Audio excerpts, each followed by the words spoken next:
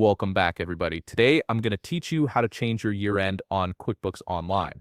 This is especially useful if your business operates on a fiscal year that differs from the standard calendar year, allowing QuickBooks to generate accurate financial reports aligned with your actual business cycle. First, you'll need to go to QuickBooks Online and sign into your account. Once you're logged in, direct your attention to the top right corner of the screen where you'll see the Settings gear icon. Click on this icon to access your account configuration options. From the drop-down menu that appears, select Account and Settings. This is your central hub for managing all the core settings related to your QuickBooks account, from company information to billing preferences. Once you're in the Account and Settings menu, look to the left side of the screen and click on the Advanced tab.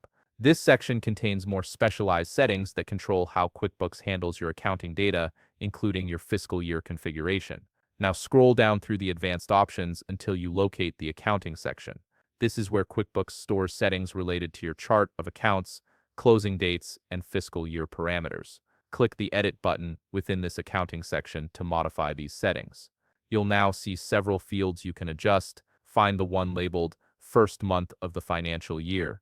This is the critical field that determines how QuickBooks structures your fiscal year. Click on the drop-down menu next to this field and select the first month of your fiscal year. For example, if your fiscal year ends on December 31st, you would select January as your first month. If your year ends on March 31st, select April. Once you've made your selection, click the Save button located at the bottom right of the section. This ensures QuickBooks applies your new fiscal year settings across all your reports and financial statements. Finally, click Done to close the Account and Settings menu and return to your main QuickBooks dashboard. Your fiscal year is now updated, and all future reports will reflect this change. If you found this video helpful, please leave a like, subscribe, and see you in the next video.